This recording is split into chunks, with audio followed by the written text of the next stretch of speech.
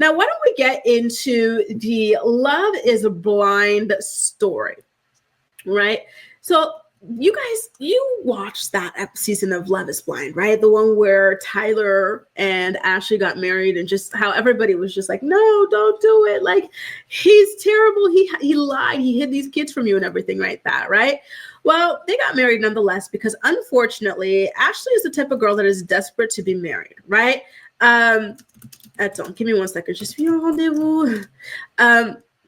She wanted to be married. Didn't matter to who, didn't matter if the man is dead or alive. This woman wanted to be married, right?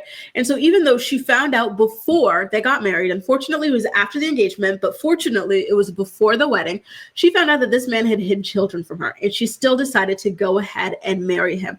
Granted, she did not know the extent of his lies, right? Because he said that it was just this sort of like surrogate situation or whatever. But later she would find out that it was not just a surrogate situation. Like the first one, yeah, sperm donation, sorry. But the second one, no. He was banging that woman like a screen door in a hurricane to conceive those twins, right? And so it was just such a huge explosive thing on the internet. So, you know, she got a lot of heat for it, which I'm not surprised about, especially with the way that she kind of disregarded the children. But there's something that pissed me off a lot about this controversy is that people started getting more pissed at her than at him. He's the liar. He's the one having these kids he cares nothing about, right? He's the one who went on the show knowing that he had no reason being on the show. Yet everybody started going in on this girl all the time, right? Hang on 1 second, you guys. Give me 1 quick second. My guard dog is out to protect me. That's one thing that I didn't like. But I think that unfortunately, first of all, we already know a major reason why that is, right? Misogyny and internalized misogyny as well. However, another reason for that was because, you know, she did a lot of speaking out, right? Like he was kind of laying low, letting it all blow over and whatnot, but she was doing the circuit, doing a lot of interviews about the situation. And so when you're the person who is extremely visible in a controversy or whatnot, you're the one who is going to get the majority of the heat and the majority of the blame and whatnot. And so I think that that was like a critical mistake that she had made when it came to handling this entire situation. And a lot of people had tried to help, tried to say, listen, maybe you should allow for him to speak for himself, right? Because at the end of the day, this is his mess, this is his choice, his decisions and whatnot, right? However, desperate Ashley, right? And mind you, look at her. She is absolutely beautiful, right? 10 out of 10, 100 out of 10, like absolutely beautiful, right? So that's a big reason I didn't understand the desperation, right? But when people would tell her, listen, girl, don't let him hide behind you. You're not going to be, you know, the meat suit, the bulletproof vest for this man. Let him come out, own it, admit to what he did. She was like, y'all ain't married. You will never be wives, right? Like all this kind of nonsense and whatnot to justify why she was out here breaking her neck to stand up for this guy and his lies and whatnot, right? Nikki said she annoyed me so bad trying to see the best in him, right? Abigail said this is delusion at its peak. It really was. It was so sad to see this. So sad. But you know what? I think that as painful as this experience must have been for Ashley, it was a much needed experience for Ashley because Ashley had this very warped and just, you know, kind of like sad, almost pathetic. It's a strong word, but it's kind of pathetic view of marriage, right? And so when she first came on the show and they were doing the thing to introduce the contestants and whatnot, she was like, you know, I want to be the first person in my family to get married and stay married. Like looking down on her mother, her aunts, you know, the women particularly in her life who have chosen to get divorced, right? I don't think that there's any shame in getting divorced personally. Sometimes that's what you got to do. You know, if you're not being respected, if you're not being valued, you need to divorce. Oops, how did that get here? There's no shame in it, but like that was her introduction to talk down on her own family members who made the empowered decision to seek a divorce when they found that their spouse no longer was contributing to their happiness, right? And then whenever she would talk about dating, this, that, and the other, she was just talking about how, like, you know, she's been like, you know, flipping through the sale rack, you know, these are clearance bin men and this and that, just trying to find like a crumb of a decent-ish, you know, which, listen, it can feel that way dating, especially as you get up there in age, I'm just saying. But nonetheless, it's just this energy of extreme desperation that she was giving off like this entire time that I think I hope this experience taught her, listen, it's not about just being married for being married, right? It's not all it's cracked up to be. It's not going to solve all your problems. It's not going to give you the self-worth that you're trying to find in that. Like, just calm down, be happy with yourself, right? Abigail says it's always the most beautiful girls, and it's true. They have to act like this over the most dusty, crusty men. Exactly. Like, Ashley, I'm sorry, but you were doing all that over him. Like, did this guy even have like a proper job, a proper life and everything like that? Like, she had it all going on. She was the dime piece and she was doing all this, right? For what? For what? Like he says, now Ashley's a bird. People were standing up for her until she started caping for Liler, I should say, yeah, and calling those kids sperm donor kids. For her and AD to come for Black women not supporting them, get out of here. And that's something that kind of irritated me about this interview, is that I felt as though, and I typically like AD and her podcasts and her interviews.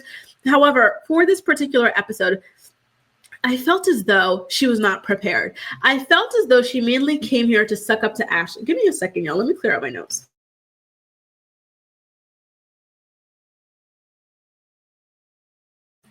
All right, we're back. I felt as though she came here to suck up to Ashley, right? And so they were talking crap about like the TikTokers, Ricky and Jessie Woo and whatnot. But all Ricky and Jessie Woo did was come out here, and I do believe that they were trying to help you, right? And to tell you the truth, because they thought that you were a woman of integrity who would never put up with a man like that. I feel like a woman of integrity, you know, as soon as she found out that a man full-blown lied to her about children, right, the existence of children, she would have bounced. And they probably felt as though a woman of integrity, especially someone who's claiming to be a God-fearing Christian woman, right, would not stand for any of this nonsense, right, or would not speak that way or be so dismissive about her husband's children, right? But they were acting like those women were the devil, and all they did was come out here, give her all the information, right? And then she acted as though she didn't know all this stuff heading into the reunion, but that's a lie. This stuff came out prior to them taping the reunion. So they taped the season a year before we see it. However, the reunions are typically taped like as we're watching the show, right? And so by the time we were watching the show and finishing it up, all the information had come out already, right? It actually came out before Tyler copped to having children in that one episode on the series. So she knew about this stuff heading into the reunion. However, because she was on a podcast with a woman who was not prepared, she was able to lie and claim that she didn't know about it. But that is not true. So now she says that she begged him for the truth before the reunion and asked if she was sleeping with the enemy, and he claimed to have told her the truth, right? I gotta ask you guys, what kind of personality disorder is this? To go produce children with somebody, completely lie about it, and just not give a damn about these kids and whatnot. Like, is it sociopathy? Is it psychopathy? Is it narcissism? Is it like some kind of detachment issue? Like, you know, if you guys were to diagnose this guy, I know we can, but like, what would you, because I feel like I always have to compartmentalize behaviors in people. So I'm having a hard time trying to compartmentalize and like give a label to this kind of behavior. It's very scary behavior, but unfortunately there are a lot of people like this in life, right? So you have to be really, really careful when you are dating and whatnot, right? Because some people out here are absolutely dangerous, and Tyler is one of them. No, Ray Bay, it airs on this like platform that I do not have. I have Hey You, I have Philo, and Amazon Prime, Netflix, but not that one. So I'm not able to watch it, unfortunately, but I heard it was lit. Like he says, Ashley and AD didn't learn a damn thing, and that podcast episode proved it. And I agree, unfortunately. I really hoped that, you know, she would admit fault and she would show some sort of contrition and growth, but no, she was very defensive. But I got to be honest with you, I do think that sometimes when you feel like everybody is coming at you, you know, and like not giving you like grace or anything like that, like it is easy to be extremely defensive, right? And so for that reason, I have to like, you know, give her a certain level of grace for that. Because I feel like if I were in the same situation, like I would have a hard time, you know, really being vulnerable with people when I feel like people are kind of like out to get me. I think that that's what she feels, even though it's not true, that people are out to get her. Allie says, bargain bin seems generous. She was searching in the dumpster for a man, right? And for what? Like what, you know, what is so crucial about, you know, being in a relation, being married, that you have to go look for such a low quality partner, you know? Tina Turner, simply the best. better than all the rest. I saw he did, and thank you for reminding me. I saw he did this story asking people to go on their podcast. He'll make it worth it. You know where I think he'll ultimately go? The Nick Vile podcast. I'm actually quite surprised that Ashley did not do the Nick Vile podcast, but I think it was smart of her to start with AD. So I wouldn't be surprised if Lila tried to get onto that, or if he tried to get onto AD's podcast. And I agree. Delulu is not the Salulu in this particular case. Oh, Tina Turner. So now you're talking about Brendan and Teresa. So you might have been talking about Tyler. Are you talking about the Tyler we're talking about now? Or are you talking about Team Mom Tyler? OC says Black women had both of their backs. They are Delulu. Exactly. Like, we are so protective of of other Black women that we see on reality TV, especially romance reality TV shows, because they get done dirty all the damn time. Teresa says, apparently being single is a disease. One of my friends is thirsty for a man, and it's her whole personality. Oh my God, that's so sad. Listen, it reminds me of an ex-friend I had. Remember the ex-friend I tell you guys about sometimes? The one who likes to date married men, and she's on her second one, married men with children. Like, really? Like, this is all you have? Like, this is your only option in life? Like, what is wrong with some women, right? Is Lila a Libra? Listen, I hope not, because I typically like Libras. I don't know much about Libra men, but I like Libras in general. Like he says that Lila is a sociopath for sure, right? I wouldn't be surprised. Jen says, I diagnosed him with ain't shitism. D-Root says it's all of the above. Tia says his baby mother exposed him and she still chose to marry. She married him. What?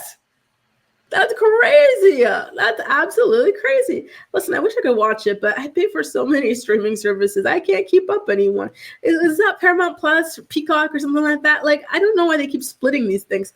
Kate and Tyler not only burned that bridge with Brandon and Teresa, they blew it up. And I think it is so sad because, listen, one day there's going to be a big accomplishment for Carly that she maybe originally wouldn't wanted them at, but now in honor of her parents who raised her, she probably won't invite them, and I find that to be so damn sad. And I agree with you, Bray.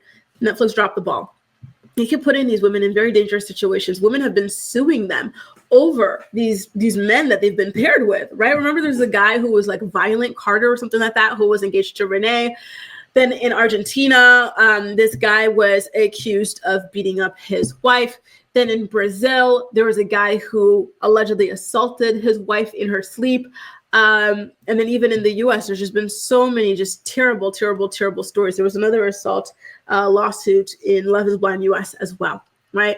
And I agree with you, Abigail. I agree. Venetia says it too, right? And it's just so damn sad. For what?